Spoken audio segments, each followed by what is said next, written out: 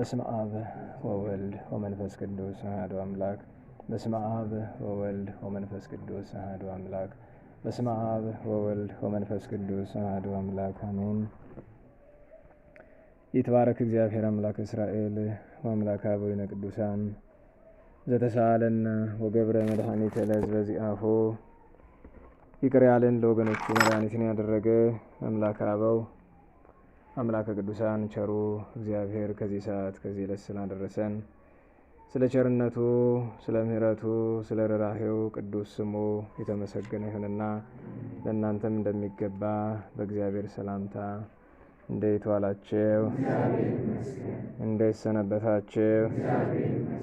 ቸሩ አምላካችን መድኃኒታችን እግዚአብሔር አብ፣ እግዚአብሔር ወልድ፣ እግዚአብሔር መንፈስ ቅዱስ ለአምላክነቱ እንደሚገባ በድጋሚ ስሙ የተመሰገነ ይሁን።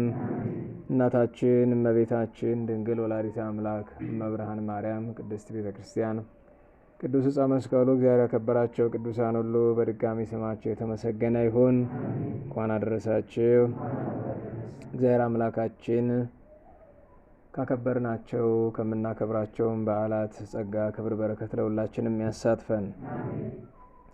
መጽሐፈ መሳፍንት ምዕራፍ 16 ቁጥር 15።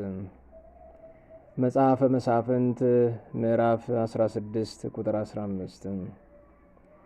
ደሊላም አንተ ወድሻለሁ እንዴት ትለኛለህ? ልብህ ከኔ ጋር አይደለምና ስታታልለኝ ይህ 3ኛ ጊዜ ነው። ታላቅ ኃይልህም በምን እንደሆነ አልነገርከኝም አለችው። ከዚህም በኋላ ሌሊቱን ሁሉ በነገር ዘበዘበችውና ባደከመችው ጊዜ ልሞት እስኪል ድረስ ተበሳጨ። እርሱም ከእናቴ ማኅፀን ጀምሬ ለእግዚአብሔር ናዝራዊ ነኝና ራሴን ምላጭ አልነካኝም። የራሴንም ጠጉር ብላጭ ኃይሌ ከኔ ይነሳል፣ እደክማለሁም፣ እንደ ሌላም ሰው ሁሉ ሆናለሁ ብሎ የልቡን ሁሉ ነገራት። ደሊላም የልቡን ሁሉ እንደነገራት ባወቀች ጊዜ የልቡን ሁሉ ነግሮኛልና ይህን ጊዜ ደግመውኑ ብላ ላከችና የፍልስጤማውያንን መሳፍንት ጠራች። የፍልስጤማውያንን መሳፍንት ብሩን በእጃቸው ይዘው ወደ እርሷ መጡ። እርሷም በጉልበቷ ላይ አስተኛቸው። ጠጉር ቆራጭም ጠራች። እርሱም 7ቱን የራሱን ጉንጉን ላጨው። ይደክምም ጀመረ፣ ኃይሉም ከእርሱ ሄደ። ደሊላም ሶምሶን ሆይ ፍልስጤማውያን መጡብህ አለችው። ከእንቅልፉም ነቅቶ እወጣለሁ፣ እንደ ወትሮውም ጊዜ አደርጋለሁ፣ አጠፋቸዋለሁም አለ። ነገር ግን እግዚአብሔር ከእርሱ እንደተለየው አላወቀም። ፍልስጤማውያንም ይዘው ዓይኖቹን አወጡት፣ ወደ ጋዛም አውርደው በእግር ብረት አሰሩት። በግዞት ሆኖ እህል ይፈጭ ነበረ። የራሱም ጠጉር ከላጩት በኋላ ያድግ ጀመረ። ስለ ቅዱስ ቃሉ አምላካችን እግዚአብሔር ስሙ የተመሰገነ ይሁን። ዛሬ እንግዲህ የነቢየ ጽድቅ እግዚአብሔር ሰው የቅዱስ ሶምሶን ዓመታዊ የእረፍት የቃል ኪዳን በዓል ነው። እረፍቱን በእርግጥ ወደ ኋላ ሌላ ቀን እናከብረዋለን። ዛሬ ቅዱስ ሚካኤል ለእርሱ ያደረገለት ቸርነት የሚተረክበት ዕለት ነውና በቅዱስ ሶምሶን ሕይወት ደግሞ የእኛ ሕይወት ቁልጭ ብሎ ይታያልና አሁን ባነበብነው ምዕራፍ 16 ቁጥር 20 ላይ በጣም የሚያስፈራ እኛን ቅዱስ ሶምሶን አርፎ በክብር በቅድስና በሰማይ ነው ያለው፣ ግን ለእኛ የሚሆን እግዚአብሔር ከእርሱ እንደተለየው አላወቀም በሚል የባለፈው የረቡዕ ትምህርት ተከታይ የሆነ ዛሬ እንማራለን። ረቡዕ የነበራችሁ ያው እንደ ረቡዕ ትምህርት ተከታይ ልትቆጥሩት ትችላላችሁ። አይሰራም፣ አይሰማም እኮ ለሁሉም የዚያ ተከታይ ነው። የረቡዕ ትምህርታችን ትንሽ ቀንሳ የረቡዕ ትምህርታችን የነበረው ወይም ትናንት የረቡዕ የምንለው በልማድ ነው እንጂ ትናንት ሐሙስ ነው። በአፋቸው ብቻ ወደዱት ወአፍቀርዎ በአፉሆሙ የሚል ነውና በአፍ መውደድ፣ በአፍ ብቻ መውደድ ምንድን ነው የሚያስከፍለው ዋጋ? ሰዎች በአፋቸው ብቻ መውደዳቸው ሳይሆን በጣም እንዲህ እንዳስብ የሚያደርገው ምናልባት ሳስበው እንዲህ እንድናስብ እንዲህ እንድንሆን እንደዚህ ልዙሩለት መሰል ለውጥ የለውም። የሚገርማችሁ ትናንትም እዛ በጣም ድምፅ ማጉለት ያስቸግረኝ ነበረ። በነገራችሁ ላይ ያው ድምፅ ማጉያውን የምንፈልገው አንድም ለእናንተ በደንብ እንዲሰማችሁ፣ ዋናው ምክንያት ግን እኔ ያው በጣም እንዳልጮህና በአንድ ጉባኤ የሁለት የሶስት ጉባኤ አቅም እያጣሁ ስለሆነ ያ እንዳይሆን ነው። ግን የሚገርመው ነገር ያው ዞሮ ዞሮ አቅም ማጠር ከመሆን አልቀረልኝም። ለሁሉም እንቀጥልና በቀደም ረቡዕ ይቅርታ ትናንት ሐሙስ ያው የረቡዕ ጉባኤ ስለሆነ በነበረን ትምህርት ላይ አብዛኞቻችን እግዚአብሔርን እንደምንወደው እናስባለን ወይም እንደዛ ይመስለናል። ደህና ዋላችሁ። እንደሱ እናስባለን። ግን ነው ወይ ብለን ትናንት ራሳችን ፈትሸናል። ዛሬ ደግሞ ሌላ ጥያቄ፣ እግዚአብሔር ከኛ ጋር ነው ወይስ አይደለም የሚል ጥያቄ ለመጠየቅ ትምህርታችን ርዕስ እግዚአብሔር ከእርሱ እንደተለየው አላወቀም። ማን? ቅዱስ ሶምሶን። ነቢዩ መስፍኑ ታላቅ ደግ ኃይለኛ ሰው ሶምሶን በመጽሐፈ መሳፍንት 16:20 ላይ እንደተጻፈው እግዚአብሔር ከእርሱ እንደተለየው አላወቀም። ይሄ በጣም እኛን ሊያስፈራን የሚገባ ኃይለ ቃል ነው። እግዚአብሔር እንደተለየው ያላወቀ የማያውቅ ትውልድ ስላለ ይሄ ምንም የተለየ ሀተታ ሳይጨመርበት መልእክቱን ብቻ ልንወስደው የምንችል ነው። ራሳችን ሁላችንን እንጠይቅ። መጽሐፍ ይላል ለመ እግዚአብሔር ምስሌነ፣ እግዚአብሔር ከኛ ጋር ከሆነ ነው መኑ ይክለነ፣ ማን ይችለናል? ማን ይቃወመናል? ዛሬ እንደ ትንኝ፣ ዛሬ እንደ ትቢያ፣ እንደ ርጋጭ፣ እንደ ገለባ የፈለገ የሚቆረጥ እንደ ቆሎ የፈለገ አፍሶ የሚቆረጥመን፣ እንደ ገለባ እንደፈለገ የሚያቃጥለን፣ እንደ ትቢያ የሚያበነን የሚጠርገን፣ ትቢያን ነፋስ ካገኘበት ቦታ ጠርጎ የትም ቦታ ይደፈዋል። ዛሬ ኦርቶዶክሳውያን በቤታቸው እንዳይኖሩ ተጠርገው ስደተኛ ሆነው እንዲደፉ እየተደረገ ነው ያለው። እንደ ቆሻሻ የምንረገጠው ለምንድን ነው? መጽሐፍ ግን ብሏል እግዚአብሔር ከኛ ጋር ከሆነ አዎ እሱን ነው ያለው። ስለዚህ እንጠይቅ። እንደ ግለሰብ፣ እንደ ቤተሰብ፣ እንደ ጉባኤ፣ እንደ ቤተ ክርስቲያን፣ እንደ ሀገር እንጠይቅ። እስቲ በአምስት ወገን እንጠይቅ ራሳችንን። እግዚአብሔር ከኛ ጋር ነው ወይ? ነው ወይ?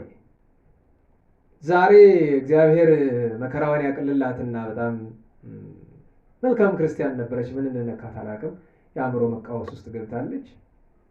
አንድ ጊዜ በህይወቴ አናዳኝ አታውቅም። የዛን ቀን ብቻ አናዳኛለች። በጣም መልካም ሰው ነበረች። እግዚአብሔር እንግዲህ ፈውሱን ምሕረቱን ይላክላት። ይህንን ከማለት በቀር ምንም ልል አልችልም። በጣም ከባድ ነው።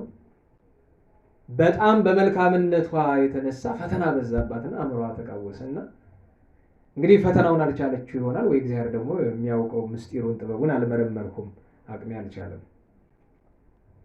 እና አንዳንድ ነገሮች ሲፈጠሩ ዝም ብዬ ከምሰማቸው ቃላት ምንም ችግር የለም እግዚአብሔር አለ፣ እግዚአብሔር ከኛ ጋር ነው የሚለውን ቃል ደጋግሞ ከሰው አፍ ሰማዋለሁ።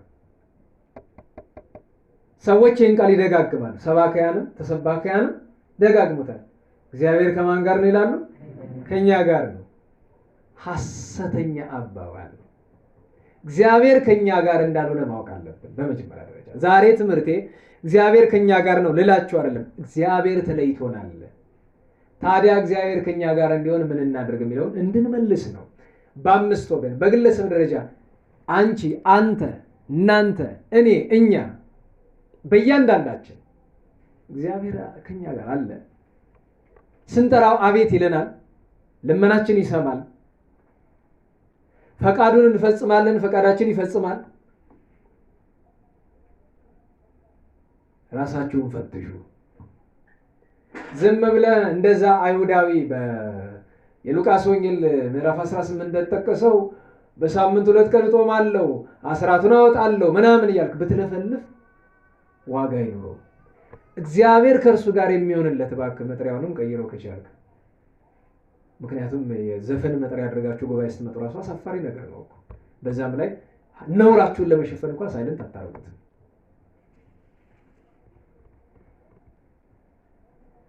እግዚአብሔር ከኛ ጋር ከሆነ ፈቃዳችን ይፈጽማል። እኛ ከእግዚአብሔር ጋር ከሆነ ፈቃዱን እንፈጽማለን። ይሄ ነው። እኛ ከእርሱ ጋር ከሆነ እርሱ ከኛ ጋር ነው። ፈቃዱን እንፈጽማለን፣ ፈቃዳችን ይፈጽማል። ፈቃዳችን ይፈጽማል ማለት ማብላት ማጠጣት ነው። እግዚአብሔር መግቦቱ ለሁሉ ፍጥረት ነው። ትንኝ አይነቅም። ኦ ድንግል አዘክሪ ሀበ መዘክር ዘኢይረስክ ሁሉን ከማይዘነጋ ትንኝን ትልን እንኳን እግዚአብሔር አይዘነጋም፣ እንኳን በአርአያው የፈጠረው የሰው ልጅ። ስለዚህ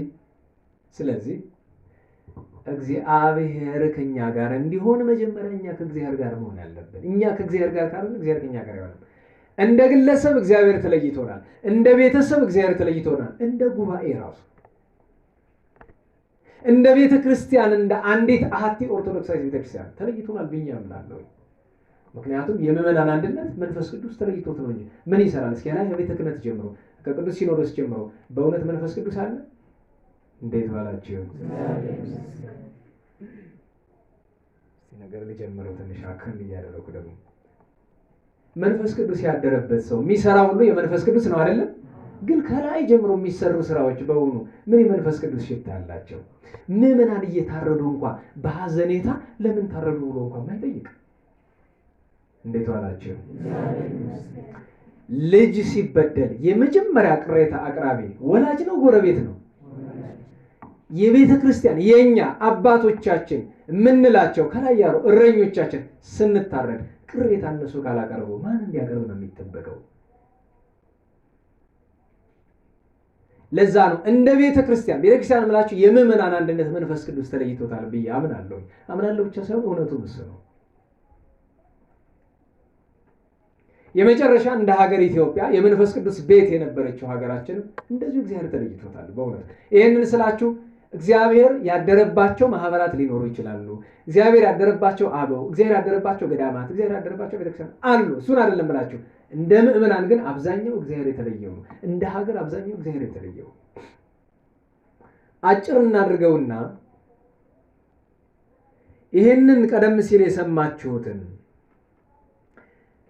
እግዚአብሔር ከእርሱ እንደተለየው አላወቀም ከመባሉ በፊት ሶምሶን ማን ነው? በመጀመሪያ ደረጃ ትልቁ ችግር ትልልቅ የምትሏቸው ሰዎች በሙሉ ለምሳሌ ቄስ ሆኖ ቄስ ሳሙኤል፣ ቀሲስ ሳሙኤል በመባል ፈንታ ቄስ ሳሚ የሚባል ሰው አለ። ካህኑ ነው የሚቆላመጥ ማለት ነው፣ ነውር ነው።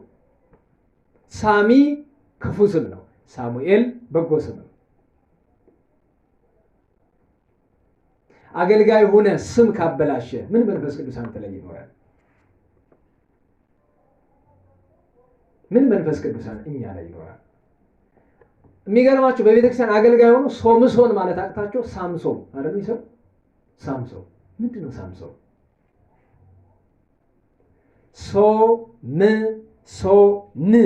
ን ነው መጨረሻው። ሶምሶን ነው ስሙ። ሶምሶን ሳምሶን አይደለም። ከዚህ ይጀምራል። ይሄ ክቡር ሰው፣ ይሄ ክቡር ነቢይ፣ ይሄ ክቡር መስፍን ወላጆቹ ልጅ በማጣት የተቸገሩ ናቸው። አባቱ ማኑሄ የሚባል ገና ከመጽሐፈ መሳፍንት ምዕራፍ 13 ጀምራችሁ ስትመለከቱ ማኑሄ የሚባል ደግ ሰው ነው። ሚስቱ መጽሐፍ ቅዱስ ላይ ስሙ አልተጠቀሰም፣ በትርጓሜ እንትኩይ ትባላለች። ስለነዚህ ስለ ሁለቱ ባልና ሚስት በጣም የሚገርም መጽሐፍ ቅዱስ ላይ የተጻፈ አንድ ታሪክ አለ፣ ያልተጻፈም አለ። የተጻፈውን ከመናገር በፊት ያልተጻፈውን አንድ ታሪክ ልንገራችሁ። የነዚህ ነው ተብሎ ኋላ ግን እንደ ተረት አደረጉት። የነዚህ ታሪክ ተብሎ የተነገረው ኋላ ምሳሌ ታሪክ እየተባለ ይተረካል። ግን አበው ሲነግሩን የማኑሄና እንትኩይ ታሪክ ነው። ማኑሄና እንትኩይ የነበሩበት ዘመን ማለት ሊቀ ነቢያት ቅዱስ ሙሴ እስራኤልን ከግብፅ ባርነት አውጥቶ ኢያሱ መስፍን ነቢይ ተቀብሎ ርስትን አውርሷቸው ካረፈ በኋላ በመሳፍንት በሚተዳደሩበት ዘመን ነበር። ይህም ማለት በቅዱስ ኢያሱና በቅዱስ ሳሙኤል ወይም በቅዱስ ዳዊት መካከል የነበረ ዘመን ነው። እስራኤል ከግብፅ ባርነት ወጥተው ርስት ከወረሱ በኋላ ነው እና መከራ ይበዛባቸዋል። ያ በፍልስጤማውያን ዛሬ ተገላቢጦች ነው። ዛሬ ፍልስጤማውያን መከራ የሚያዩ በማን ነው? በእስራኤል ነው። ድሮ ግን ፍልስጤማውያን እስራኤልን ፍዳቸውን ያበሏቸው ነበረ። ኃይለኞች ነበሩ። እግዚአብሔር ሲለያቸው እንደዛ ይሆኑ ነበረ። ፍልስጤማውያን ሰልጥነውባቸዋል። በባርነት ቀጥቅጠው ገዝተዋቸዋል። አዝመራቸውን ያጠፉባቸዋል። ብዙ ያሰቃዩአቸዋል። እግዚአብሔር ሲለይ መለየቱን ተጠቆ ቀላል እኮ ነው። እግዚአብሔር ካንተ ጋር እንደሆነ የምታውቀው በጎ መሪ ሲኖር ነው አይደል? እንዴት ዋላችሁ? እግዚአብሔር ከህዝቡ ጋር ከሆነ ለህዝቡ ምን ይሰጠዋል? በጎ መሪ ይሰጠዋል። በቤተ መንግስቱ ሰጥቶናል? አልሰጠንም። በቤተ ክህነቱ ሰጥቶናል? አልሰጠንም። ይሄ ሁሉ እግዚአብሔር እንደተለየን አንዱ መገለጫው ነው። ሟረት አይደለም። ያሟረቱ አይደለም። እግዚአብሔር በጎ መሪ ያልሰጣችሁ ማላቸው እስራኤል ፍልስጤማውያን ገዟቸው። በዚህ ጊዜ ህዝቡም ይጮሃል። ማነው እናንተ እኮ ልጅ በማጣት ያዝኑ ነበርና ዘመነ አጸባ ሆኖ ረሃብ ሆነ እና ለክፉ ቀን እንዲሆን ተብሎ እንግዲህ እንጀራ የሆነ እንደሆነ ጉርስ ተደርጎ ያልቃል፣ ወይም ደግሞ ሲውል ሲያድር ይበላሻል። ቂጣ የሆነ እንደሆነ ግን ያግዛል ብላ 9 ቂጣ ጋገረች ይባላል። ያን 9 ቂጣ ጋግራ እንግዲህ ቢያንስ ለ9 ቀን ይሆናል። ለቤት ሌላ ሰው የለም፣ ሁለቱ ናቸው ባልና ሚስት። አንድ ቂጣ ይበቃል አይደል? አንድ ቀን ለባልና ለሚስት። ያው ባል ያራዳ ልጅ አይደለም ብለን ታሳቢ አድርገን መደበኛ በእናንተ እንግሊዘኛ ኖርማል የሆነ የኔ ቤቴ ማለት ነው በመጠንም ይበላል እንጂ አዝሙ ላይ ያገኘውን ጥርጥር ጋርጎ የሚበላውማ ይበላዋል። ኋላ ታዲያ በባህላቸው በዛ በእነሱ ፍቅር ስላላቸው ማኑሄ ለራሱ ጎርሶ አያውቅም፣ ለሷ ነው የሚያጎርስ። እንትኩይም ለራሷ ጎርሶ አታውቅም፣ ለእርሱ ነው የምታጎርስ። በነገራችሁ ላይ ከፍቅር መገለጫ አንዱ መጎራረስ ነው። ግን ደግሞ ራሱን ችዬ እመጣበታለሁ እንጂ ማዕድ ራሱን የቻለ እኮ አንድ ሙሉ ቀን ልትማሩት የሚገባ ስርዓት አለው። አሁን ስርዓተ ማዕድ የሚያውቁ ሰው አለ? ማዕድ ሲጀመር ምን እንደሚደረግ ምን አይነት ጸዋቱ እንዳለ ሳላ ከሚባል የማዕድ ጸሎት ታውቃላችሁ? ረጅም ጸሎት ነው። አንድ 5 ደቂቃ ይወስዳል። ድጋም በጣም በተለይ ሁለተኛው አንቀጽ ብዙ ጊዜ ዝክረ ቅዱሳን ጸሎት ስናደርስ ምንድነው የምንለው? ማጠቃለያችን ባርክ ለነ ቀድስ ለነ አንጽህ ለነ አምዕዝ ለነ አስምር ለነ ክርስቶስ አምላክነ ምን ዘንተ ህብስተ ወዘንተ ጽዋ አይደል? ከዚያ ስመ ሁሉ በጸዋ ስመ እግዚአብሔር ይድህን። ይሄ የነቢዩ የኢዩኤል ቃል ነው። ስርዓተ ማዕድ አለው። ግን አንዱ ፍቅር ከሚገለጥበት መንገድ መጎራረስ ነው። ግን ደግሞ መጎራረስ የተፈቀደ ለማን ነው? ለወንድምና ለእህት፣ ለባልና ለሚስት፣ ለቤተ ዘመድ ነው እንጂ ባዕድና ባዕድ ወንድ ከወንድ ሴት ከሴት ባልቸገረ። ወንድ ከሴት ግን ደግሞ አባቶቻችን ምን ይላሉ? ማዕድ ያፋቅራል። ያፋቅራል ማለት በሌላ መንገድ ሊያስት ይችላል ነው። ቀላል ምሳሌ ልስጣችሁ። መቼም ይሄን ያህል ተንኮል ምን ያደርግልሃል ነው የምትሉኝ። ግን ወንድ ልጅ ባዕድ የሆነችውን አንዲት እንደሱ ቆንጆ ናት የሚላትን ሴት ቢያጎርሳት ስትጎርስ ጣቱና ከንፈሯ ይነካካሉ። ከዚህ ይጀምራል ስተቱ። ባዕድ ወንድ ለባዕድ ሴት ሲያጎርስ ማለት ነው።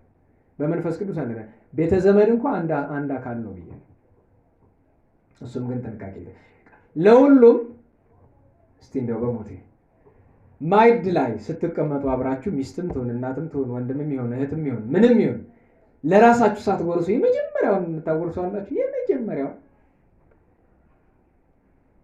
በእንተ ማርያም ትቀበላላችሁ አይደል? በእንተ ማርያም ድንግል ወበእንተ ወልዳ ኢየሱስ ክርስቶስ ብሎ ሲሰጣችሁ ማምላክ ቸሩ ልጇ ይስጥልን ብላችሁ ትቀበላላችሁ አይደል? እሷ ይቡስ ናት፣ ደረቅ ናት፣ ወጥ አትነካትም፣ ዝም ብላ ትበላለች። ከዛ ቀጥሎ የመጀመሪያ እንጀራ ቆርሳችሁ ከወጥ አጥቅሳችሁ የመጀመሪያውን የምትልኳት ወደ ራሳችሁ አፍ ነው ወደ ሌላው? እንዴት ዋላችሁ? ነገሩኝ እንጂ ወደ ራሳችን አይደለም። ይሄ ነው ራስ ወዳድ የሚያሰኘው። መጀመሪያ ለሌላው የሚያጎርስ ሰው የሚወድ ነው። አንድ መገለጫው ነው። ለራሱ የሚጎርስ አስበልጦ ማንን ይወዳል? ራሱን የሚወድ ነው ማለት ነው። የፍቅር መገለጫው አንዱ አስዋናት እና ይጎራረሳሉ። ኋላ የዛን ቀን እግዚአብሔር ትንግርት ሊያደርግላቸው ትስባለች፣ አንዱ ቂጣ ታቀርባለች። ስታጎርሰው ሲያጎርሳት አለቀ። አንዱ ቂጣ አይታወቃቸውም። መሳብ ጨምሪ፣ መጨመር፣ መብላት 2 3 4 9 ደረሱ። 10ኛው ልትጨምር ብትሰድ መሶቡ ባዶ። ደነገጠች። አንተ ወንድሜ ማን በላው? አረኔ እንጂ ማን ነው የበላው?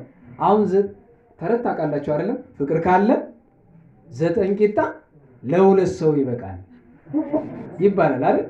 ታዲያ የሀገሬ ሞኛ ሞኝ ተረቱን አበላሸውና ምን አለው? ፍቅር ካለ 2 ቂጣ፣ ኧረ እንኳን 2 1 ቂጣ ይበቃል። ይሄ ምን ተረት ይሆናል? ፍቅር ካለ 2 ቂጣ ለ9 አይደለም። ተረቱ ምንድነው? ፍቅር ካለ 9 ቂጣ ለ2። ፍና ተሳልቆ እኮ ነው። ፍና ተሳልቆ ታውቃላችሁ አይደለም? ድንቅ የማይነት አባባል ማለት ነው። እንዴ 9 ቂጣ ለ2 አይደለም? ለ9 ይበቃል አይደል? 9 ቂጣ ለ2 ተብሎላችኋል ተብሎ ዛሬ እንደ ተረት የሚደረገው እንደ ምሳሌ የሚተረከው ታሪክ የነዚህ ቅዱሳን ወላጆች ታሪክ ነው ይባላል። ኋላ እግዚአብሔርን ለመኑት፣ ቅዱስ ሚካኤልን ላከላቸው። ዛሬ ቅዱስ ሚካኤል ነው፣ የካቲት 12 ቀን ነው። ቅዱስ ሚካኤል ወረደ። በመሳፍንት 13 ላይ ተገለጠላት። ልጅ ልትወልጂ ነው፣ ናዝራዊ ነው፣ ከእናቱ ማኅፀን ለፈጣሪው የሚለይ ነው። ታዲያ እንዲህ እንዳታደርጊ። አንዲት ነፍሰ ጡር ሴት የማታደርገው ነገር በቀደም የነበረው ጉባኤ ተነግራችሁ፣ ነፍሰ ጡር ሴት ከማታደርጋቸው ነገሮች አንዱ እንኳን ነፍሰ ጡርና ባዘቡትም ቀን ሆዷን አትገልጥም። ይሄ ወደ እየገለጣችሁ ፎቶ የምትነሱት ነገር አስነዋሪ ድርጊት ነው። እስቲ ቅድስት ኤልሳቤጥን ተመልከቷት። ዮሐንስ መጥምቁን ከጸነሰች በኋላ ምን አለች ነው የሚለው? ተገለጠች ነው ተሸሸገች ነው የሚለው? ራሷን ሸሸገች ይላል። ለምንድን ነው እዩኝ የምትሉ? በማኅፀን ያለውን ሕፃን ለምን ታስረግማላችሁ? ይሄ ደም አፍሳሽ እኮ እንዲያርጋችሁ የወለዳችሁት ነው። ይሄ መርዝ የሆነው ትናንት ጥይት ሲተኩስ ያመሸው እኮ እንዲያርጋችሁ የወለዳችሁት ነው። እኔ የሚገርመኝ ነገር ትናንት ምንድን ነው ጉዱ ስንል ዋዋ ጎቤን የገደለው ተገደለ እና ምን ይፈጠር ታዲያ በቃስ አንድ ተራስ ወይ ጠቅላይ ሚኒስትሩ አይደለም ወይ የሆነ የጦር ጀነራል አይደለም፣ አንድ ተራ ካድሬ ነው አይደለም? አንድ ተራ ካድሬ ተገደለና ጎንደር ከተማ በጥይት ትናጥ ያለ የትኛው ህግ ነው?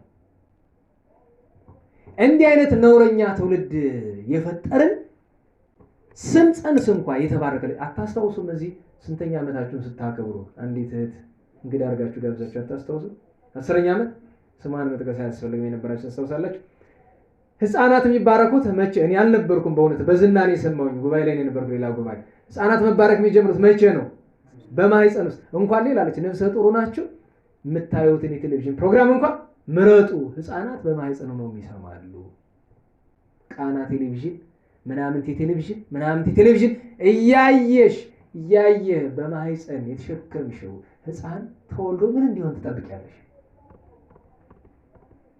ይህች ቅድስት እናት ስራ ትሰራላት። እንዲያውም ቃል በቃል እንደው ምን እንዳላተው የተወሰነችውን ላንብብላችሁ። እንደው መሳፍንት ምዕራፍ 13 ላይ ቅዱስ ሚካኤል ስርዓት ሲሰራላት እንዲህ አላት ይላል።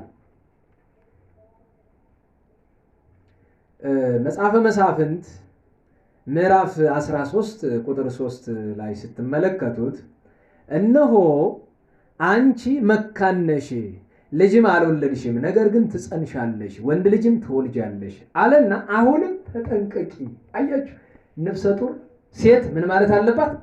መጠንቀቅ። አማረኝ አላማረኝ አይደለም፣ ወሳኙ ነገር መጠንቀቅ ነው። ተጠንቀቂ። የወይን ጠጅና የሚያሰክር መጠጥ አትጠጪ። ነፍሰ ጡር ሴት አንዱ ስርዓት ነው። የወይን ጠጅና የሚያሰክር ነገር አትጠጪ። በቃ ለስላሳው ውሃውን ጠጪ። ጽሬት የሚሰጠው ሲሆን ጸበል ጠጪ፣ ስገጅ አቅምሽን ያክል። ርኩስ ነገርንም አትብይ አለ። ርኩስ ማለት መጽሐፍ ያልፈቀደው ነገር ሁሉ አትብይ። እነሆ ትጸንሻለሽ፣ ወንድ ልጅም ትወልጃለሽ። ደገመላት። ልጁም ከእናቱ ማኅፀን ጀምሮ ለእግዚአብሔር የተለየ ናዝራዊ ይሆናልና በራሱ ላይ ምላጭ አይድረስበት፣ እርሱም እስራኤልን ከፍልስጥኤማውያን እጅ ማዳን ይጀምራል ብሎ አላት። የምስራችን ታሪኩ ሰፊ ነው። ባሏ ሲመጣ ነገረችው የእግዚአብሔር መልአክ። ኋላ እሱም ተመኘ፣ እኔም ባየሁት አለ። ለመነ፣ ለእግዚአብሔር ልመናውን ሰማውና በአውድማ ላይ ተገለጠለት። ኋላ ግን ምን አለ? የእግዚአብሔርን መልአክ አይቻለሁና በእውነት እሞታለሁ ብሏል። የእግዚአብሔርን መልአክ ማለት በጣም ከባድ ነው። በዚያ መካከል ግን የነገረውን ነገር ከነገረው በኋላ ቀጥሎ የመጣው ነገር እጅግ አስገራሚ ነው። እዚያው መጽሐፈ መሳፍንት ምዕራፍ 13 ላይ ቅዱስ ሚካኤልን ታስታውሳላችሁ? አንድ ጊዜ ትምህርት ተምረንበታል። ነገር በደረሰ ጊዜ እናከብር ዘንድ ብለው ጠየቁት። እስቲ እንዲያው ቃል በቃል ብናነበው መልካም ይመስለኛል። እሱ እግዚአብሔርን አይተናልና ሞትን እንሞታለን አላት የሚለው በዚያው መሳፍንት 13:22 ላይ ነው። ከዚያ አስቀድሞ ግን እንዲህ ይላል። ቁጥር 17 ላይ ማኑሄም የእግዚአብሔርን መልአክ ይላል። በነገራችሁ ላይ ሚካኤልን ያናገረው ይላል አይደል? ማለት እንዴት ዋላችሁ? አረ እንዴት ዋላችሁ? ቅዱስ ሚካኤል እንደሆነ አይናገርም አይደል? በምን አወቅ ነው? በምን እንዳወቅ ነው እንንገራችሁ። ቁጥር 17 ላይ ማኑሄም የእግዚአብሔርን መልአክ ነገር በደረሰ ጊዜ እንድናከብርህ ስም ማን ነው አለው። የእግዚአብሔር መልአክም ስሜ ድንቅ ነውና ለምን ትጠይቀኛለህ አለው ይላል። ስሜ ምንድን ነው?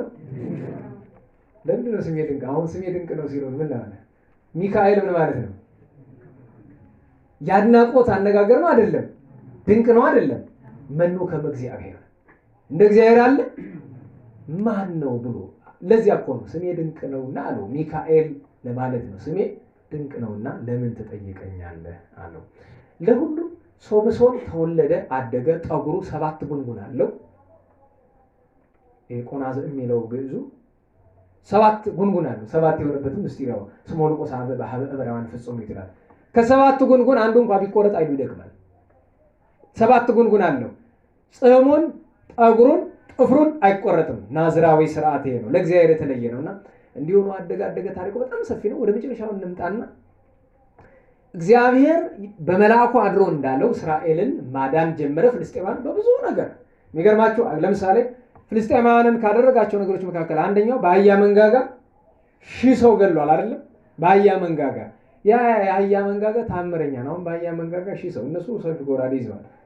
ያ የአህያ መንጋጋ ድፍን ነው። የሚገርማቸው ድፍን ከሆነ ደግሞ እንዲተሩና አጉራ አንገት የሚቆርጥ ግን 1000ን ገድሎ እስራኤልን አስከብረው ፍልስጤምን አዋርዶ ግን ወዲያው ጥም ሊገድል ሆነ። ያን ጊዜ በውኑ ባሪያህን ከጠላት እጅ አድነህ በውሃ ጥም ትገድለዋለህ ብሎ ሲል ቅዱስ ሚካኤል ከዚያ ከታተመው የአህያ መንጋጋ መንሰከ አድግ ላይ ውሃን አፈለቀለት። እንደታተመ ውሃ ወጣ። ምስጢር ነው። ህትምት መንሰከ አድግ እንተ ቤት እግዝእትነ ማርያም አይደል? የማን ምሳሌ ነው? የእመቤታችን በሕቱም ድንግልና ጸንሳ በሕቱም ድንግልና ለመውለዷ ምሳሌ ሆናል። ያን ጠጥቷል። ያ ብቻ አይደለም፣ ሌላ ብዙ ምስጢር አለ። ኋላ ግን ሄዶ 300ውን ተሸክሞ ሲጥላቸው 300 ቀበሮዎችን ጅራት የሚገርመው ነገር 300 ቀበሮ አባሮ ያዘ ይላል። አሁን ዛሬ ቀነኒሳ ኃይሌ ኡዚየም ቦልት ምናምን ትለኛለህ ወይ? ኡዚየም ቦልት ቀበሮ ሲሮጥ አይታችሁ ታውቃላችሁ? እንዴት ዋላችሁ? ረስቸው ለካ ቀበሮ የማታውቁ ቀበሮ ታውቃላችሁ? ቀበሮ በጣም አስቸጋሪ ነው። ሲሮጥ ሮጦ 300 ቀበሮ አባሮ ያዘ። በምኑ ያዛቸው? እግዚአብሔር ነው የሚያውቀው። ሁለት አድርጎ ጅራታቸውን አሰረው። የታሰረች ጅራታቸው ላይ ችቦ አስቀመጠበት። እሳቱን ሲያዩ ሲደነብሩ በፍልስጤማውያን ማሳ፣ ምክንያቱም ማሳቸውን አለም ያበላሽባቸው ነበር። በቀሉን እኮ ነው ላከው እንዳለ አመድ ሆነ። ማሳቸው ነው ቀመሱት ነው በሰፈሩት መሰፈር አለ። እንዲህ እያደረገ ነው። መጨረሻ ላይ ግን አንዲት ደሊላ የምትባል እማቱን ሴት ጋር ገጠመ።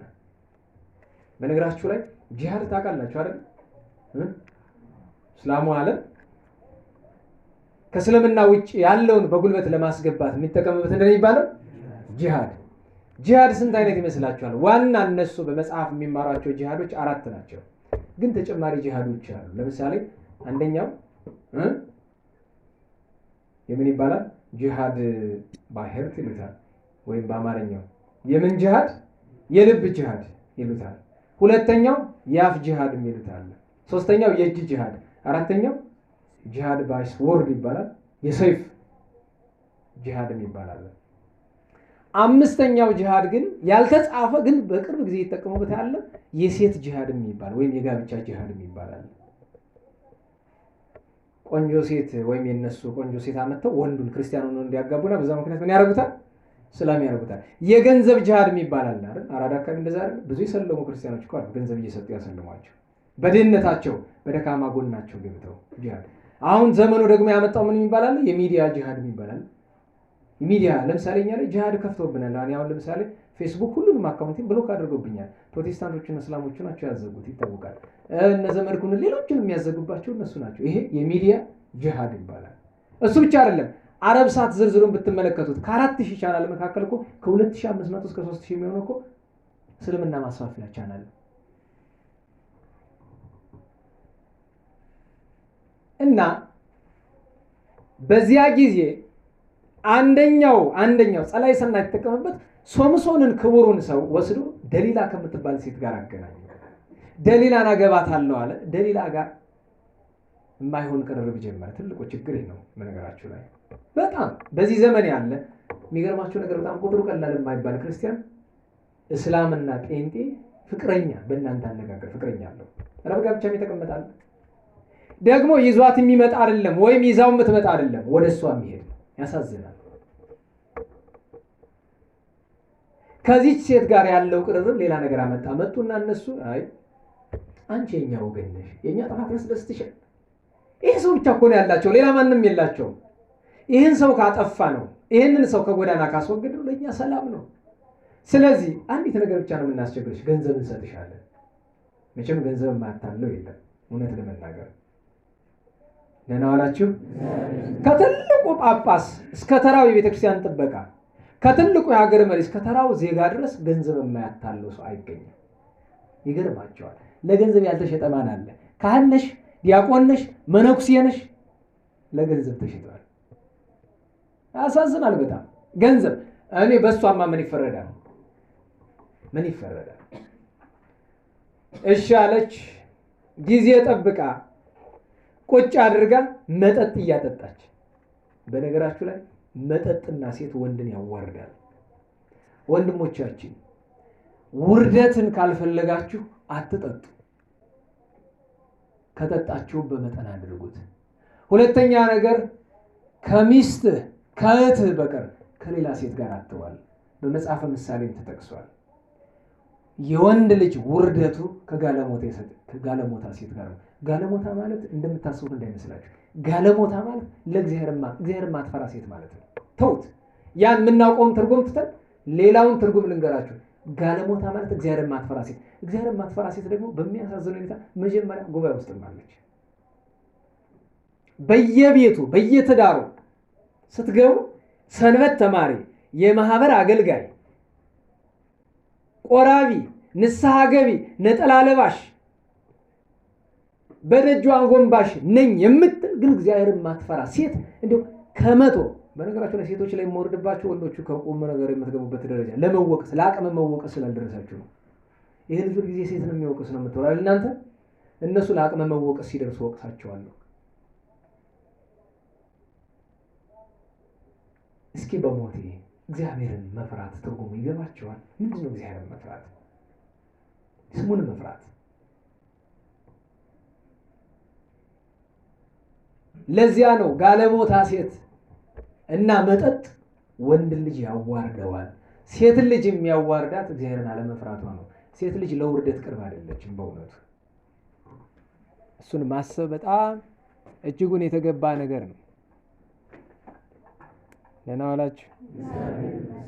ያው ሁለት መስመር ስለሆነ የቀጠል ነው ብዙ አንቸገርም። መንግስት አይወድም እንደዚህ አይነት ነገር፣ ግን ምን እናድርግ አላኖርም ሲሉ ሁለት መስመር ቀጠለ። እህቶቻችን ደህና ዋላችሁ? ቅር አላችሁ? እኔ ቢላችሁ መች ከፋኛል? በደንብ ቅር ይበላችሁ። ምን አገባኝ እኔ ቅር አለሽ አላለሽ እኔ ምን ያገባኛል? እዚህ ከተቀመጥሽ ጀምሮ እዛ አሜሪካ አውሮፓ አለው ሀብታም ነኝ እኔ እኮ ነኝ ገንዘብ ምልክል 100,000 ምናምን አያገባኝም። እነ ገንዘብሽ ለምን ገደል አገቢ? ምን አገባኝ እኔ አውቃለሁ ገደል አገቢ ምን እንደማይባል። ይሄ ልጅ በቃ አዎ በገንዘብ እኔ እኮ ነኝ ምረዳ ካልሽኝ ግን አሁንም ደግምልሻለሁ ከነ ገንዘብሽ የምትገቢበት ጉድጓድ ገቢ። ምን ታረጋግኛለሽ? ብትኖሪም ለራስሽ ነው። ባትኖሪም ለራስሽ ነው። በጎ ብትሰሪም ለራስሽ ነው፣ ባትሰሪም ለራስሽ ነው። ኩራተ ምን የመጣ ነው? ምን ሰርተን ምን እስኪ ለዛ እኮ ነው የዚህ ዘመን የቤተ ክርስቲያን ውርደቷ። ቤተ ክርስቲያን ምን ሉዓላዊቷን አለም የምእመናንን አንድነት ነው። በዚህ ዘመን በቁማችን የተዋረድነው ሶስት ነገሮች ስለተዋረዱ ነው። ክህነት፣ ምንኩስናና እናትነት ስለተዋረዱ ነው። እናትነት ስለተበላሸ፣ ክህነት ምንኩስና ስለተበላሸ። ሶስቱ ቢስተካከሉ፣ እናትነት ቢስተካከል፣ ምንኩስና ቢስተካከል፣ ክህነት ቢስተካከል ቤተክርስቲያን የተበደረሰች ነበር። ቅር አላችሁ? እንኳንም ቅር አላችሁ። ግን ቅር አይበላችሁ። ቅርታ አልጠይቅም። በጠይቅም አይከፋኝም። ለምን መሰላችሁ? እንዲህ በኃይል የምናገረው አውቃለሁ። ቅድም የተናገሩት ገደል ግባ ምናምን ጸያፍ ቃል ነው አውቃለሁ። እንደዚህም ልክ ሰብአዊ የውስጥ ድካማነት አሁን ጉባኤ የማስተምርበት ኃይል ቃል የኔ አይደለም። አንዳንዴ ግን የኔ ስሜት እየገነፈለ ሲወጣ ይታወቃል አይደል? አሁን ገደል ግባ የሚለው የኔ እንደሆነ ይታወቃል። አሁን የኔ ነው፣ የመንፈስ ቅዱስ አይደለም፣ የእግዚአብሔር አይደለም። አውቃለሁ ስህተት እንደሆነ። ግን እስከዚህ ድረስ ስሜታዊ የሚያደርገኝ ቤተክርስቲያን ላይ ያለውን ቁስል ሳስበው፣ ሀገሬ ላይ ያለውን ቁስል ሳስበው፣ የዚህ ሁሉ ቁስል መነሻ እናትነት፣ ክህነትና ምንኩስና መበላሸታቸው ነው። እናትነት ብላችሁ ቤተሰብ ነው። ቤተሰብን የምትገራ ማን ናት? እናት ናት እኮ። ይሄ ሁሉ ለሁሉም ደሊላ እያጠጣች ዘበዘበችው። አንዲት ምስጢር ነው የጠየቀችው። ትወደኛለህ አለችው። ህፃናት እንደ ይህን ጥያቄ ሲጠይቁ ምን ነው መልሳቸው? ነው ጊዜ አሁን ማለት ትወደኛለህ አባቤ? አዎ። እንዴት አድርገህ ሲባል ያው እንደሚለው ያደርጋል አይደል? እዚህ ጉንጬ በምራቅ በደንብ እስኪለቀለቅ ድረስ ይስማል። እኔ በነገራችሁ ላይ ትወደኛለህ ወይ ብሎ አንድ ሰው በመጀመሪያ ደረጃ ግን ይጠይቃል። ደህና ዋላችሁ? እንዴት ዋላችሁ? እስቲ እኔ ልጠይቃችሁ፣ ትወዱኛላችሁ? አትወዱኝማ አውቀዋለሁ። ለምን? እኔ እንደሚጋብዟችሁ አይደለሁም፣ እንደሚንከባከቧችሁ አይደለሁም። እኔ ስራዬ ምንድን ነው? እናንተን መቆጣት ነው፣ መገሰጽ ነው። በጎ ደረጃ የደረሳችሁ ጊዜ ደግሞ አንገናኝም። እኔ ወደ ሌላ መስመር ሄዳለሁ። እናንተ በጎ ደረጃ ደረሳችሁ፣ እዛ በኋላ አለፈልፍ አላስተምር። ሰው ተወደኛለሁ ብሎ መጠየቅ አያስፈልግም። ስራው ይገልጠዋል እኮ አይደል? ደህና ዋላችሁ? የሚወዳችሁ ሰው ስራው ይናገራል። ብዙ ሰው ግን በአፉ ይናገራል፣ ስለ ፍቅሩ ያወራል። ተወደኛለህ ወይ? እወድሻለሁ እንጂ ከወደድከኝስ የጉልበትን ሚስጥር ንገረኝ አለችው። አንድ ጊዜ ዋሻት፣ ሳይነግራት እውነትን ማለት ነው። ከዛ ልፈትነው ብላ ፍልስጤማውያን መጡብህ ብላ ስትል በእጁ ላይ ታስሮ የነበረው የሚገርማቸው ነገር ያን ነገር እስካቫተር ላይ በጥሰው ይችላል። በጣም ጠንካራ ነው። እሳት ላይ እንደገባ ፈትል ብጥስጥስ አደረገው። ሁለተኛ ፈተነችው። አሁንም ዋሽቶ ነገራት። እየደጋገመ ዋሻት። እሷም መጨረሻ ላይ ለካ ውሸትህን ነው ወድሻለሁ የምትለኝ ይህችን ሚስጥር እንኳን አልነገርከኝ ብላ መጠጡም እየበዛ የእሷ ዝብዘባም እየበዛ አትወደኝም የሚለው ቃሏ እየበዛ ሲመጣ ልቡ ተበሳጨ፣ ተቆጣ። ሰው ሲቆጣ ደግሞ መስመር ይስታል። ያን ጊዜ የኔ ኃይል ያለ ጠጉሬ ላይ ነው። እናቴ ከወለደችኝ ጀምሮ ጠጉሬ ተቆርጦ አያውቅም። 7 ጉንጉኖች ከተቆረጡ ኃይሌን አጣለሁ ብሎ መከራት። ከእግሯ መሃል አድርጋ እያሻሸች እንቅልፍ እንዲተኛ አደረገችና ጠቀሰቻቸው ጠላቶች። እስቲ ቆረጡ አለች። 7ቱንም ጉንጉንም ከስራቸው ቆርጠው ጣሏቸው። ያን ጊዜ እንዳንጎላቸው ነበረና ሶምሶን ሆይ አለችው፣ ጠላቶች መጡብህ ብትለው ልፍስፍስ አለ። የት ይነሳ? መጡ። ግጥም አድርገው አስረው ወስደው ከሁሉ የሚከፋው ነገር እንደሆነ ታውቃላችሁ? 3 ነገር ሁሌ ሳስበው የቅዱስ ሶምሶን መጀመሪያ ደረጃ አይኑን አጠፉት፣ 2 አይኑን አፈሰሱት። ከዛ ሁለተኛ ወስደው ሴቶች ካሉበት ቦታ የሴት ቀሚስ አልብሰው ውርደት ነው ፍጭ አሉት። ባቄላ ያስፈጩት ነበር ይባላል። በዛ ጊዜ አስፈጩት። 3ኛ ውርደት ግን የጣዖት በዓላቸውን ሲያከብሩ ናና እስኪ ተጫወት ብለው ያለ አይደል ይሄ መጫወቻ አሻንጉሊት አደረጉት። ለነዚህ ጊዜ ሲጫወቱበት ግን ጠጉሩ ምን እያለ ነበር? እያደገ ነበር። ያን ጊዜ ለጣዖት በዓል ሊያከብሩ ብለው 3000 ያክል ኃያላን ፍልስጤማውያን በአንድ ትልቅ አዳራሽ ውስጥ ምሰሶች ባሉት 2 ትልልቅ ምሰሶች ባሉት አዳራሽ ውስጥ ገብተው በዓል እያከበሩ ሳለ የሚመራውን ሰው በጣም ሲዘብቱበት ቆይተዋል። ሶምሶን 2 ነገር ይበላዋል። አንደኛ እግዚአብሔር እሱ ሲዋረድ አብሮ የሱ እግዚአብሔርማ ተብሎ እግዚአብሔር አብሮ ተሰደበ ለተሰባት። ሁለተኛ በዛ ፈንታ ጣዖት ተመለከ። ከምንም በላይ ግን ያራሱ በቀል አለ። ያስፈጩት፣ የዘበቱበት፣ አይኑን ያጠፉት። ኋላ ወደ እግዚአብሔር እንዲህ ሲል ለመነችን ነገር እንዲያው እዛው ቃል በቃል ባነብላችሁ ደስ ይለኛል። ቁጥር 28 ላይ መጽሐፈ መሳፍንት ምዕራፍ 16 ቁጥር 28 ላይ ሶምሶንም ወደ እግዚአብሔር ጮሆ እንዲህ አለ፣ አቤቱ ጌታዬ ሆይ አስበኝ፣ ጌታዬ ሆይ አንድ ጊዜ አበርታኝ። እንግዲህ ስለ 2 አይኖች ፋንታ ከፍልስጤማውያን አንዲት በቀልን እበቀላለሁ። ቀጥሎ ደግሞ መኖር አልፈልግም፣ ከፍልስጤማውያን ጋር ነፍሴ ትውጣ ብሏል። ፍጻሜውን ከማየታችን በፊት ለርዕሳችን የምትሆን አንዲት 2 አረፍተ ነገር እናነሳ።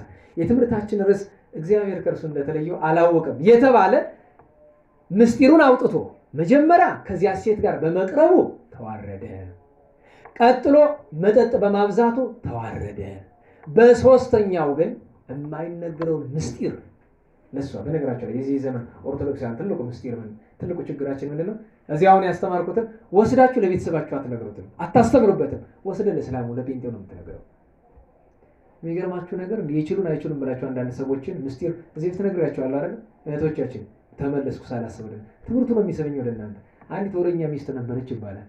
እቺ ወረኛ ሚስት በጣም በቃ የሚቀራት ነገር የለ። እንደ አንተ እቺን ክፍታፍ እንደው ሚስት ልታገባት ወረኛ እኮ ናት፣ ምስጢር አትችልም ይሉታል። እሱ ደግሞ መቼስ ወርዶቱ ነበር። ምንድን ነው የሚባል ሚስታችሁ ሚስት ያገባችሁ አላችሁ አይደለም? ትንሽ አጥቡ ሚስታችሁ የፈለገ መጥፎ ቢሆን ሰው ጋር ስታወሩ መጥፎ ናት ትላላችሁ? እንዴት ዋላችሁ? ምንድነው የምትሉ? ጥሩ ናት። ለምን? ውርደቱ የማን ነው? የራስህ ነው። እዛው ገመና ይሸፈን። ሴቶች ባላችሁ መጥፎ የሆነ ታወራላችሁ? አታወሩ። የቤት ምስጢር ምስጢር ነው። ኋላ እስኪ ልፈትናት ብሎ አንድ ቀን ጧት ተነስቶ አንቺ ያለታ ቤት አረ እንደው ጉድ ተፈጥሯል። ምንድነው? እንቁላል በእጁ ይዟል። ምንድነው እሱ? ሌሊት ይሄን ጥዬ አደርኩ። የእውነትህ ነው። አደራ ጉዴን እንዳትናገርብኝ ሰው አደራ። አንድ ሳምንት በኋላ ነው እንደዛ የሚሆን የልብ ጓደኛው መጥቶ አንተ ክፉ ሰው ይላል። እንዴ ምን አረኩ? እንዴት ብጠራኝ ነው ግን? ምንድነው እንዴ 100 እንቁላል እስክትጥል ለኔ? ልብ በሉ። እሷ ባሏ ስንት እንቁላል ጣልኩ ነው ያላት? እንግዲህ 4 5 ወይ 2 ብላ ነገር አለች። ያቺ ስትቀጥለው ያቺኛይቱ ስትቀጥለው ያኛው ሲቀጥለው እሱ ጋር ስንት ነው ደረሰ?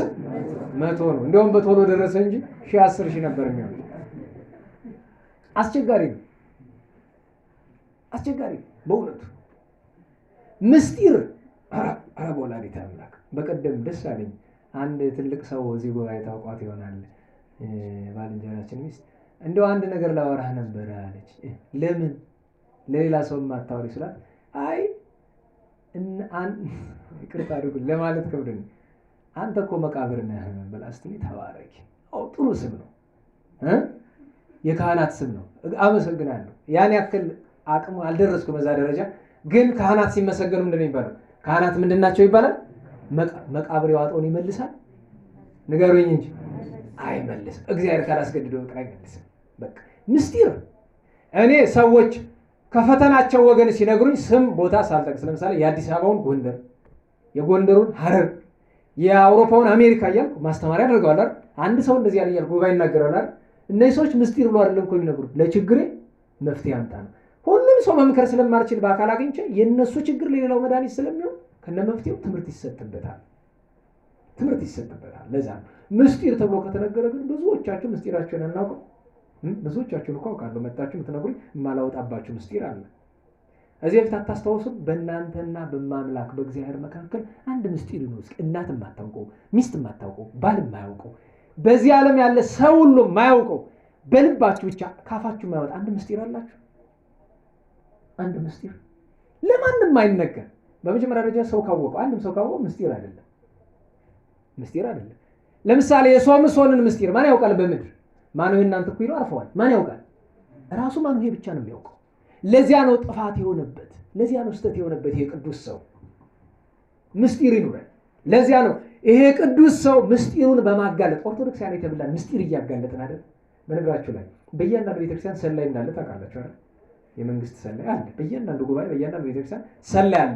እዚች ትንፍሽ ያልኳትን ወስዶ ሩጦ የሚያቀብል ሩጦ የሚያቀብል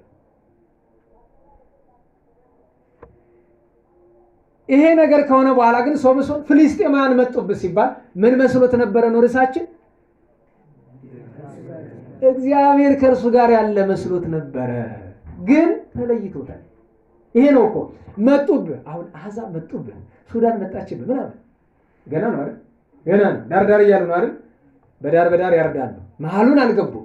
ያኔ ዋናው ጊዜ ሲመጣ ይመስላል አይደል? እግዚአብሔር ከኛ ጋር ነው፣ ጉልበት አለኝ፣ የአራዳ ልጅ በጉልበቱ ይመካል፣ ገንዘብ ያለው በገንዘቡ፣ እዚህ ጉባኤ ያለ ቆመህ አንዳንድ ነገር ስለምታደርግ ብቻ እግዚአብሔር ካንተ ጋር ያለ ይመስላል። መከራዊ መጣ ግን እግዚአብሔር ካንተ ጋር ያለ መስሎ ብድግ ስትል ተልፈስፍስ ስትወድቅ ያኔ ነው የምታየው። በነገራችሁ ላይ በግል ተፈትናችሁ አጣም የግል ፈተና ምድር ብላችሁ አልቅሳችሁ መኖር አስጠንቷችሁ ያውቀው ያኔ እንደዛ ስትል ፈሰፈስ ያ ነው አየው አቅም እንደሌለ የምታውቀው አቅም ቢስ አይደል? ለፍስፍሶች መሆናችን የምታውቁት በምንድን ነው? ለምሳሌ ሰው ተገደለ ሲባል መንፈሳዊነት ይቅርና ቤኒሻንጉል ላይ ለምሳሌ ተገደለ ሲባል እኔ ወንድ ብሎ አካኪ ዘራፍ ብሎ ተወት ብድር መልሳለሁ የሚል አለ የለም። ጥቁር ቀን ፍረዱልን ምናምን ፌስቡክ ላይ ገብተህ ትለፈልፍልኛል የለማ ተፈትተሃል። ያ ነው እግዚአብሔር ከአንተ ጋር እንዳልሆነ እንኳን አለማወቅ። ስለዚህ ያ ቀን ደርሶ እንደ አባታችን ቅዱስ ሶምሶን ጠጉራችን ተላጭቶ ከክብራችን ተዋርደን ጠላት መጣብህ ሲባል ተፍገምግመን ከምንወድቅ እግዚአብሔር ከኛ ጋር እንዳልሆነ ሳናቅ ተፍገምግመን ከምንወድቅ ይልቅስ ዛሬ እግዚአብሔር ከኛ ጋር እንዲሆን ማድረግ ነው። ሶምሶን ተጸጸተ። አሁን ሶምሶን እግዚአብሔር ተመልሶ ለሱ ሊመጣ ነው። ትልቁ ነገሩ እሱ ምንድን ነው? ጸጸቱ ነው፣ ንስሐው ነው። እግዚአብሔር ከኛ ጋር የሚሆነው ንስሐ ስንገባ ነው። ንስሐ ማግባት ደግሞ ደጋግሜ እናገራለሁ። ንስሐ መግባት ማለት እንደ ጀብዱ ከቄስ ፊት ቆመህ ይሄን ሰርቻለሁ እያልክ ማውራት አይደለም።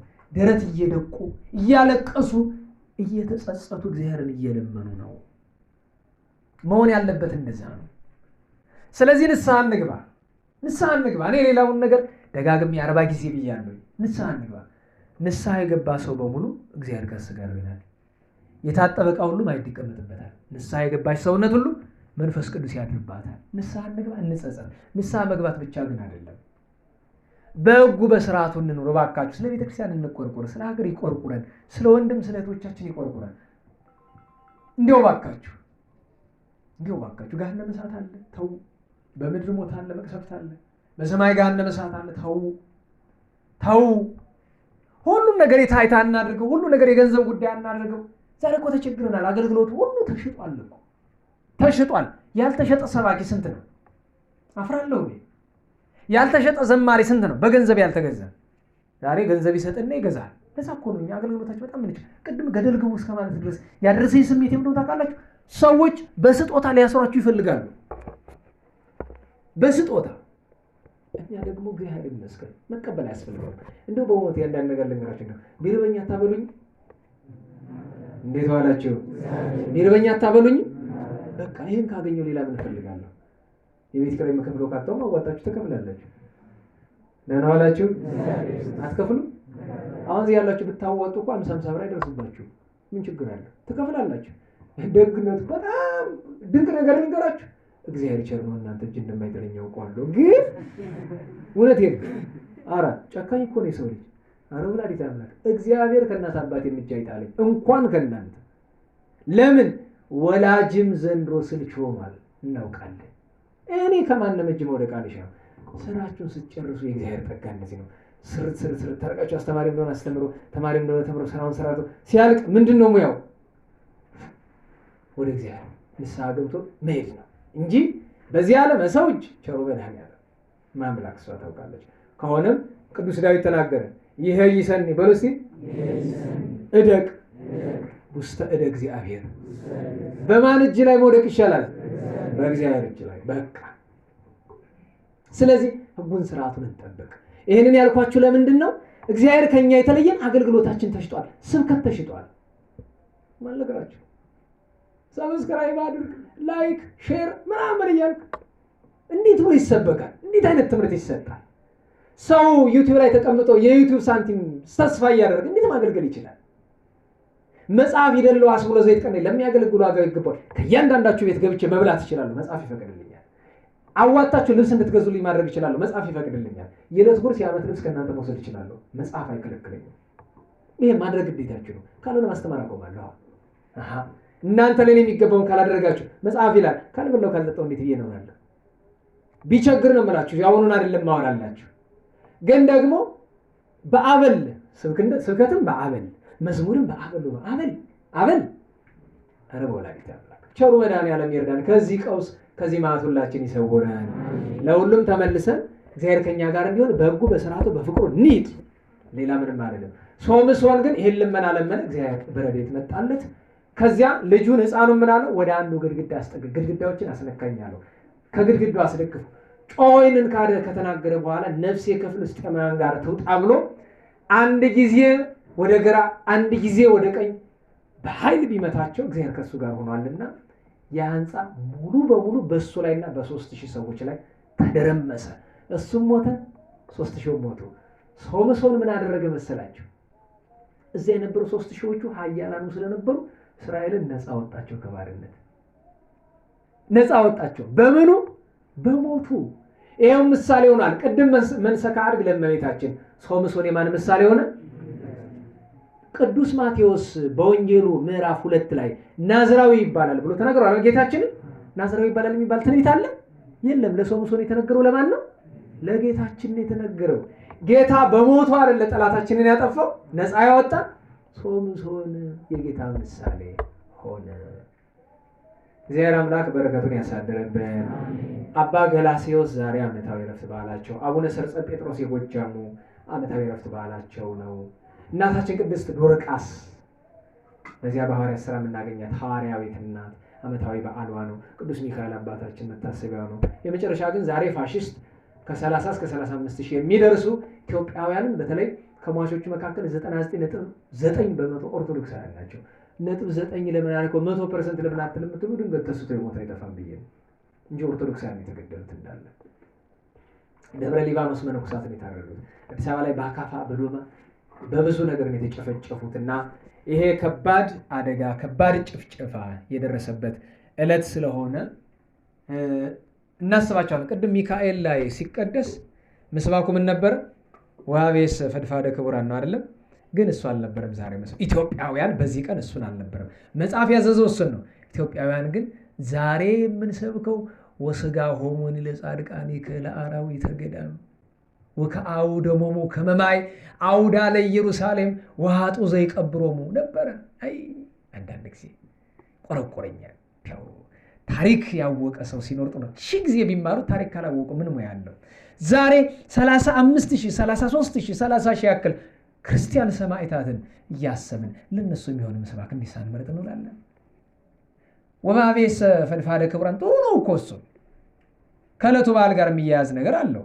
ይታየን መልአከ እግዚአብሔር የሚያያዝ ነገር አለው። ግን የበለጠ ደግሞ አለ። የበለጠ እሱ ቢሰበክ ጥሩ ነበር። ነገ የሰማችኋቸው የስንክሳር በዓላትም እንግዲህ እንዳሉ ናቸው። ወደፊት የምናከብረው ኪዳነ ምሕረት እናታችን ወላዲተ አምላክ በ16 አለች። በ15 እናታችን ቅድስት ፍቅርተ ክርስቶስ ዓመታዊ በዓሏ ነው። በ17 ሊቀ ነቢያት ቅዱስ ሙሴ ዓመታዊ በዓሉ ነው። የትምህርታችን ርዕሰ ነገር እግዚአብሔር ከእርሱ እንደተለየው አላወቀም ነውና እግዚአብሔር አምላካችን እንዳይለየን መንፈስ እግዚአብሔር መንፈስ ቅዱስ በእኛ ላይ እንዲያድር ከእኛ ጋር ለዘላለም እንዲኖር ቅዱስ ፈቃዱ ይሆነልን። ያስተማረ የመከረ የዘከረ በጎን ሁሉ የሰራ ቸሩ መድኃኔዓለም ስሙ የከበረ የተመሰገነ ይሁን። የጸሎት እንነሳ። በስመ አብ ወወልድ ወመንፈስ ቅዱስ አሐዱ አምላክ አሜን።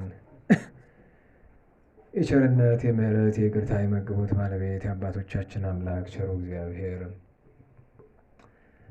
በሰላም አስጀምሮ በሰላም ስላስፈጸመን ቅዱስ ስሙ የተመሰገነ ይሁን። ሀገራችንን አብያተ ክርስቲያናትን በምሕረቱ እንዲጠብቅልን የሞቱ ወገኖቻችን ነፍሳቸውን እንዲምርልን የወንድማችን የወልደ ተክለ ሃይማኖትን ነፍስ በአብርሃም በይስሐቅ በያዕቆብ አጠገብ እንዲያኖርልን እኛንም ለንስሐ ሞት እንዲያበቃን ማህበራችን እንዲያሰፋልን ጉባኤያችን እንዲያቀናልን ቀለም ባነጠብን በአፈ መላእክት እንዲሞላልን ከእመቤታችን ጣዕመ ፍቅሯን ከንጹሐን በረከትን እንዲያሳትፈን ፍጻሜያችን እንዲያሳምርልን ሕያዋን እንዲጠብቅልን ሙታን እንዲምርልን በመከራ ያሉትን ሁሉ በቸርነቱ እንዲያስብልን ይልቁኑ እህታችን ወለተ ማርያምን የቅድስት ሥላሴ ልጆች ማህበረተኞችን ባሉበት ሁሉ እንዲጠብቅልን ከክፉ ስህተት እንዲሰውረን ቸሩ መድኃኔዓለም ሰላም እንዳዋለን በምሕረቱ ሰላም እንዲያሳድረን ቅዱስ ስሙን አቡነ ዘበሰማያት ብለን እንጥራ። ይትቀደስ ስምከ ትምጻእ መንግሥትከ ወይኩን ፈቃድከ በከመ በሰማይ ከማሁ በምድር ሲሳየነ ዘለለ ዕለትነ ሀበነ ዮም ኅድግ ለነ አበሳነ ወጌጋየነ ከመ ንሕነኒ ንኅድግ ለዘአበሰ ለነ ኢታብአነ እግዚኦ ውስተ መንሱት አላ አድኅነነ እምኩሉ እኩይ እስመ ዚአከ ይእቲ መንግሥት ኃይል ወስብሐት ለዓለመ ዓለም። በሰላመ ቅዱስ ገብርኤል መልአክ ወእግዝእትየ ማርያም ሰላም ለኪ ድንግል በኅሊናኪ ወድንግል በሥጋኪ እምእግዚአብሔር ጸባኦት ሰላም ለኪ ቡርክት አንቲ እምአንስት ወቡሩክ ፍሬ ከርሥኪ ተፈሥሒ ፍሥሕት ኦ ምልዕተ ጸጋ እግዚአብሔር ምስሌኪ ሰአሊ ወጸልዪ ለነ ምሕረተ በፍቅር ወልድኪ ኢየሱስ ክርስቶስ ከመ ይስረይ ለነ ኃጣውኢነ ተማኅፀነ ብኪ። ስብሐት ለአብ ስብሐት ለወልድ ስብሐት ለመንፈስ ቅዱስ ይእዜኒ ወዘልፈኒ ወለዓለመ ዓለም አሜን። እግዚአብሔር አምላካችን ስሙ የከበረ የተመሰገነ ይሁን። ጉባኤው በጊዜ ቢያልቅልን የምትሏላችሁ በሁለት ምክንያት ይከብደኛል። በእርግጥ እኔም እስማማለሁኝ፣ ግን ይኸው ከስራ አሁን እየመጣው እያያችሁኝ ነው። በጣም ተቸግሬያለሁኝ። ስራ ወጥቼ እዚህ የምደርስበት ነገር እየቸገረ ነው። ግን ልሞክር እስኪ። ለምሳሌ እኔ 11 ተኩል ለመድረስ ልሞክር። እንደዛ ከሆነ ግን ምህላው ቀደም ብሎ ቢያንስ 20 ጉዳይ መጀመር አለበት። 11 ተኩል እስከ 12 ተኩል ከሆነ የሚመሽባችሁ እንዳላችሁ አውቃለሁ። ግን ምን ላድርግ? እሺ እኔ ልሞክር እስኪ 11 ተኩል በሰዓቱ ለመድረስ ልሞክር ጉባኤ። ከዛ 40 እስኪ ወይ 20 ጉዳይ ይጀመር፣ የደረሰ ሰው ይጀምረው። እንደዛ ማድረግ የሚቻል ከሆነ እሱን አንድ እንሞክር። እሱ ነው። በተረፈው ግን የወንድማችን ወልደ ተክለ ሃይማኖት ዲያቆን አቤል መታሰቢያውን እናደርጋለን አንድ ቀን። ግን እስከዚያው ድረስ አደራ እምላችሁ እንዲያው በሞቴ አሁን እንደው ጸሎት እያደረጋችሁ ነው። መቼም አገልግሏል አይደል? ወንድማችን ነው። እዚህ አብሮን ኖሯል። ልጃችን ነው አይደለም? እግዚአብሔር ካደለው ጥሩ ቦታ ላይ ነው ያረፈው። አዎ ገዳም አብሮን ሄደ። እኛ ስንመለስ 2 ጊዜ፣ እሱ ግን 4 ወር ከ10 ቀን እዚያው ቆይቶ እግዚአብሔር በጠራው ቀን ገዳም በገባ በ130ኛ ቀኑ እግዚአብሔር ጠርቶታል፣ ሄዷል። ግን ደግሞ ወልደ ተክለ ሃይማኖትን ነፍሱን አሳርፍ እያልን መጸለይ በጣም ይገባል። ታዲያ ለዚህ ካልሆነ ምን ይሆናል ታዲያ? ሌላ እኛ አሁን በሄድንበት ሁሉ ስራችን ይሄ ነው። ይሄን ወንድም ለረጅም ጊዜ ጸሎት ልናደርግ ይገባል። ምን ላም ስናደርስ እሱን እያሰብን ወንድማችን ነው። ነገ በኔ ነው፣ ነገ እናንተም ላይ ይሄ ይደርሳል። ነገ ሁላችንም እንጠራለን። የእግዚአብሔርን ምሕረቱን ተስፋ እናደርጋለን። በሞገስ በጸጋ እንደተቀበለው ተስፋ እናደርጋለን። ግን ደግሞ ከኛ የሚጠበቅ ነገር ማንም ቢያርፍ፣ በተለይ ደግሞ አገልጋይ ሲሆን ወንድማችን እዚህ አብሮን ብዙ ደክሟል። በህመም እየተፈተነ እንኳ ታውቃላችሁ የነበረውን ነገርና እባካችሁ በግል ጸሎታችን በቆምን ቁጥር ሁሉ እናስብ። ለእርሱ ስለ አይደለም የምላችሁ ለእናንተና ለእኛ ጥቅም ስንል ነው። እባካችሁ ወልደ ተክለ ሃይማኖት እያልን እናስብ። ለእኛ ክብር ይሆንልናል፣ ስርዓትም ይፈጸማል። አንድ ቀን ግን ስራዬ ብለን እንግዲህ በስሙ የምናደርገውን ጸሎት ለማድረግ እንሞክራለን። ምክንያቱም እስካሁን ድረስ እኔ በእውነት የማውቀው አገልጋይ ለእኛ በጣም ቅርብ የሆነ አገልጋይ ሲሞት ለእኔ የመጀመሪያ ጊዜ ነው። ምናልባት አላውቅም በጣም። ስለዚህ እንዲህ ያለ ስርዓት መልመድ ስላለብን ይህን ነው የምላችሁ። ስብሐት ለእግዚአብሔር ልዑል ወለወላዲቱ ድንግል ወለመስቀሉ ክቡር ዕፀ ኃይል አሜን።